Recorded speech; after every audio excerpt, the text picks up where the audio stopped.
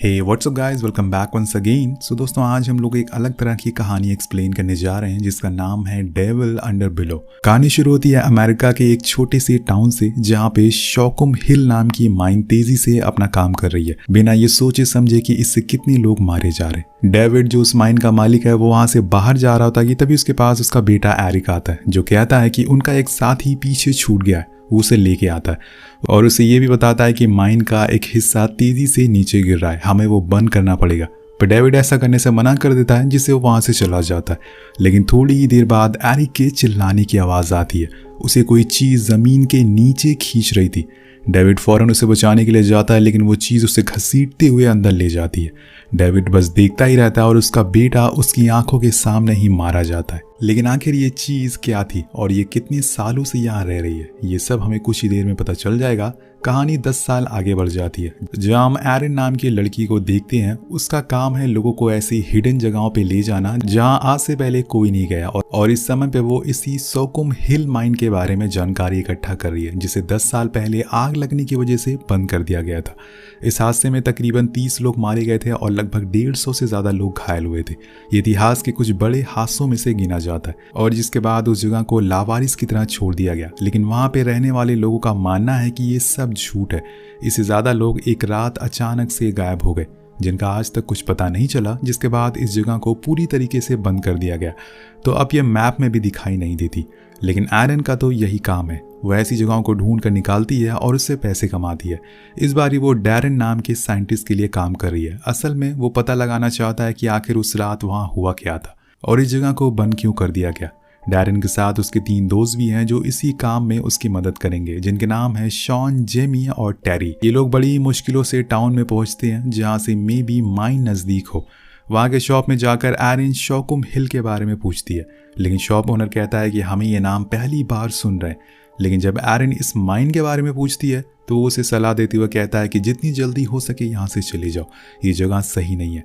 लेकिन वो इतनी दूर से यहाँ जाने के लिए नहीं आई है। वो वापस कार में बैठ जाती है और आगे बढ़ने लगती है। लेकिन इस बारी उनका कोई पीछा कर रहा होता और ये वो अच्छे से जानती थी, इसलिए एरन अपनी स्पीड तेज कर लेती है और जंगल वाले रास्ते में चलने लगती है। लेकिन एक पॉइंट पे आकर वो पीछे वाली कार स्लो हो जाती है और तब जाकर एरन को समझ आता है कि मे बी वहीं कहीं आसपास ही वो माइन है, इसलिए वो वहां जाकर रुक गए। लेकिन जो भी उस कार में बैठा था वो चाहता था कि ये लोग उस माइन तक ना पहुंचे। लेकिन दोस्तों, जैसे हम जानते हैं कि एरन कहाँ मानने वाली है। उनके जाने के बाद वो फिर जंगल में जाती है और उसी जगह कार को रोकती है जहाँ पे वो कार रुकी थी। और थोड़ी दूर पैदल चलने पे उन्हें सामने एक गेट मिलता है जिसमें दौड़ रहा था करंट। अब ये देखकर आप समझ गए होंगे कि जरूर इस माइन के पीछे कुछ राज है जो गांव वाले दुनिया से छुपा रहे हैं। लेकिन एरन को तो अंदर जाना ही है, इसलिए वो एक दूसरे गेट को ढूंढती है और अंदर जाने के लिए कुछ ही देर में वो अंदर पहुंच भी जाते हैं, जहां से शुरू होती है इनकी असली तलाश। अब ये लोग बस चले जा रहे थे, लेकिन अभी तक उन्हें कुछ भी मिला नहीं था, इसलिए वो रात वहीं जंगल में गुजार देते हैं। अब यहाँ सब लोग यहाँ अपनी अपनी थ्योरीज बताते हैं। उनमें से एक आदमी कहता है कि जिस जगह पे हम लोग खड़े हैं वहाँ कुछ सालों पहले तक एक टाउन हुआ करता था, लेकिन फिर अचानक से एक दिन वो टाउन के सभी लोग गायब हो गए। लेकिन वही शॉन को लगता है कि यहाँ पर गवर्नमेंट ने सेम वही एक्सपेरिमेंट करना चाहा जो रशिया ने 1972 में करना शुरू किया, जिसमें वो धरती के अंदर सबसे बड़ा होल करना चाहते थे, और इस मिशन में वो कंप्लीट भी हुए थे। उन्हें उस होल को पूरा करने के लिए 20 साल लगे थे, जिसमें वो धरती के कोर तक पहुंच गए। लेकिन जब उन्होंने नीचे माइक्रोफोन भेजा तो उन्हें लोगों की चीखें सुनाई दी और उन्हें लगा कि वो हेल तक पहुंच गए, यानी कि नर्क तक। अब ये सुनकर डैरन कहता है कि सारी बातें झूठ है, साइंस में ऐसा कुछ भी नहीं है। लेकिन शॉन कहता है कि ये सच है, धरती के नीचे हेल मौजूद है। तो आपको क्या लगता है, नीचे कमेंट करके जरूर बताइएगा। अब जंगल में उन्हें एक जगह पे कुछ वायर्स टूटी हुई मिलती है, जिसे वो समझ जाते हैं कि यहाँ पे कोई तो आया था। इसी दौरान वहां हम डेविड को देखते हैं, जिसे आपने कहानी की शुरुआत में देखा होगा। वो ही इस माइन का मालिक है। वो अपने एक साथी को जंगल के दूसरे साइड में जाने को कहता है, जहाँ पे माइन का दूसरा होल मौजूद है। जब वो आदमी वहां जाता है तो उसके चेहरे पे हम एक डर को देखते हैं, पर जैसे तैसे वो अंदर जाता है अपने डर को दबाकर। लेकिन तभी कोई चीज, वो वही चीज होती है और उसे अंदर खींच लेती है। आखिर ये चीज है क्या जो लोगों को खींच कर अंदर ले जा रही है। वह अगले दिन एरन के साथ एक बार फिर आगे बढ़ना शुरू करते हैं। उन्हें इस बारी बीच में कुछ पुराने घर भी मिलते हैं, जिसे पता चल रहा था कि शायद यहाँ पर पहले कुछ लोग रहते थे, लेकिन अब ये पूरी तरह से खाली है। इसी दौरान वहाँ थोड़ा और आगे जाते हैं तो उन्हें कुछ होल्स दिखते हैं जिसमें से स्मोक निकल रहा था। अब वो चेक करने के लिए वहाँ बैठते हैं कि तभी वहाँ पे एक कार गुजरती है, यानी कि वो टाउन वाले इन्हें अभी भी ढूंढ रहे हैं। उन्हें पता चल चुका है कि ये वापस नहीं गए हैं और ये लोग फौरन उन्हें देखकर छुप जाते हैं। उनके जाने के बाद वो थोड़ा और आगे बढ़ते हैं तो इन्हें फाइनली वो शोकिम हिल मिल जाती है, यानी कि वो माइन जिसके पास बहुत से घर मौजूद थे, जिसके अंदर जाने में उन्हें वहाँ बहुत सी अजीब सी चीज़ें मिलती है जिनका क्या यूज़ है इन्हें खुद भी पता नहीं होता। पर जब वो उस घर के बाहर निकलते हैं तो उन्हें वहाँ एक बहुत बड़ा होल मिलता है। मे बी इसी रास्ते से 10 साल पहले सारे वर्कर्स अंदर जाते थे, लेकिन आज इस रास्ते को करंट के जरिए बंद कर दिया गया है। अब पहले तो वो उस करंट को बंद करते हैं, फिर उसके एक हिस्से को खोलकर अंदर माइक्रोफोन भेजते हैं जिससे वो नीचे की आवाज़ें सुन पाए। लेकिन जब जेरी उन आवाज़ों को सुनता है तो उसके तो कान ही फट जाते हैं। वो ये आवाज़ें दूसरों को भी सुनाता है, लेकिन वो ये भूल जाता है कि उसका पैर उसी माइक्रोफोन की रस्सी से बंधा हुआ है जो कुछ ही देर बाद खींचना शुरू हो जाती है और फिर से वही चीज़ टैरी को भी खींच कर अंदर ले जाती है। अब सभी लोग चिल्लाते हैं लेकिन नीचे से कोई आवाज़ें नहीं आती।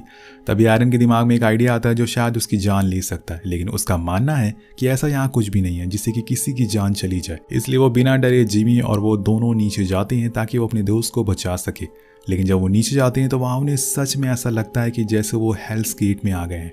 उस जगह पे गैस की रेडिएशन बहुत ही ज़्यादा थी और उनके अलावा भी यहाँ कोई और था जिसकी आवाज़ें जिसको महसूस वो कर सकते थे। पर इसी बीच वहाँ कोई कार आ जाती है जो उनका पीछा कर रही थी, जिसमें से डेल नाम का आदमी निकलता है। वो अपनी बंदूक ऊपर मौजूद दोनों लोगों पे तान देता है। उससे ये फर्क नहीं पड़ रहा था कि नीचे कोई अभी है या फिर नहीं। वो बस उस रस्सी को काटना शुरू करता है और उस गेट को तुरंत बंद करने लगता है। वो गेट को खुला देखकर बहुत ही ज्यादा डर रहा था और इसी का फायदा शॉन उठा लेता है जिससे वो उसे मार कर बेहोश कर देता है। इधर नीचे एरन को पता चलता है कि ऊपर कुछ तो गड़बड़ है, इसलिए वो जिमी को लेकर फौरन ऊपर आने लगती है।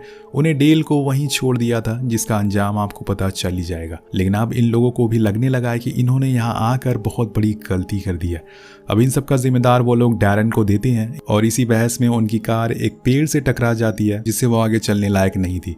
तो अब इन्हें पैदल ही चलना पड़ेगा। वहीं दूसरी ओर डेल को होश आ जाता है, लेकिन वो इस होल के इतने पास है कि उसके जिंदा रह पाना बहुत ही मुश्किल है। वो अपने ग्रुप वालों को कॉल करता है, लेकिन तभी वो चीज़ फिर से आती है और उसे खींच कर ले जाती है।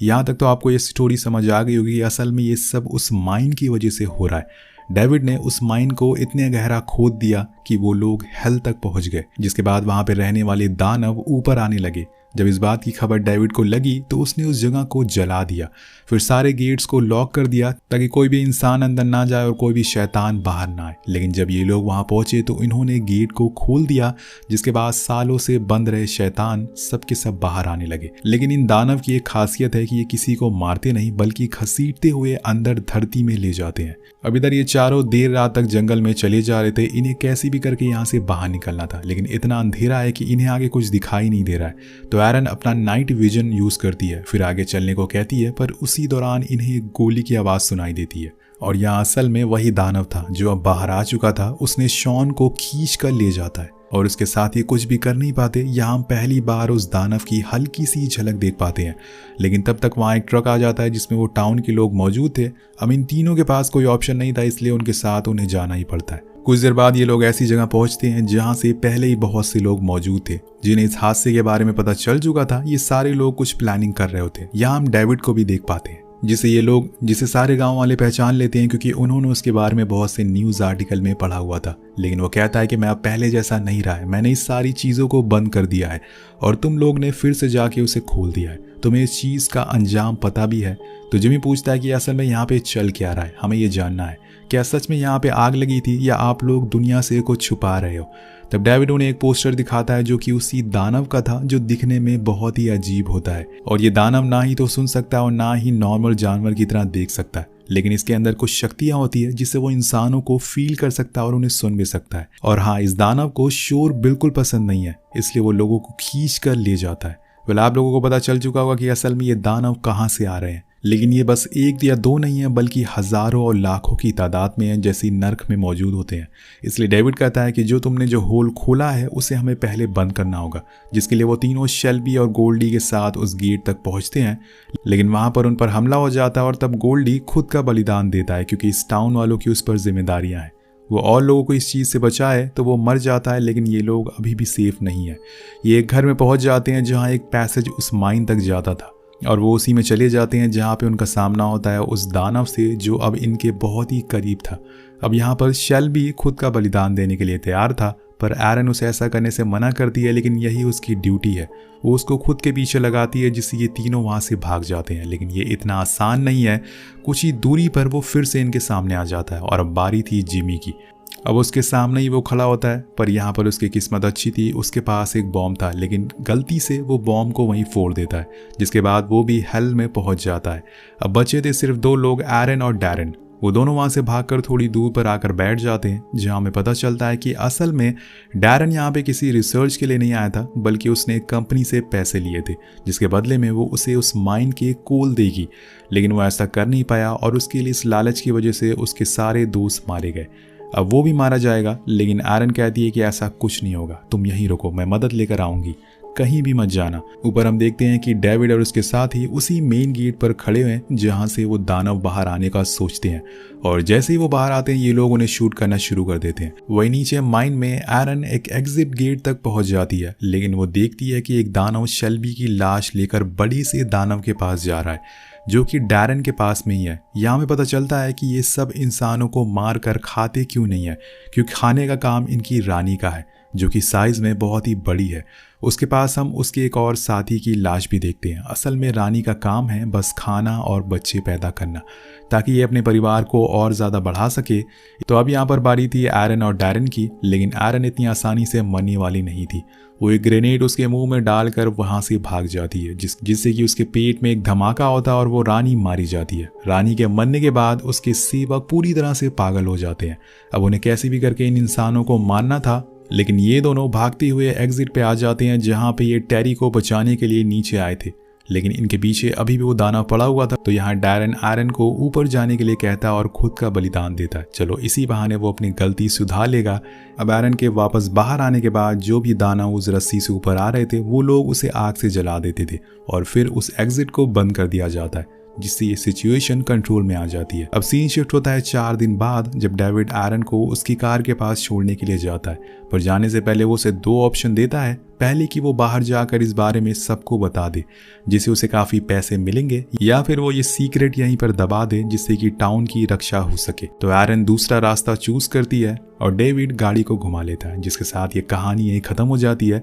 तो दोस्तों, आपको क्या लगता है कि सच में रशिया हेल तक पहुंच गई थी? क्या उन्होंने सच में हेल के दानवों की आवाज़ें सुनी थी? क्या सच में ज़मीन के नीचे नर्क मौजूद है, या फिर ये सब बस कहानियाँ हैं? नीचे हमें कमेंट करके ज़रूर बताइएगा आपकी क्या राय है इस पे। मिलते हैं आपसे अगली वीडियो में। Thank you so much watching. Peace out.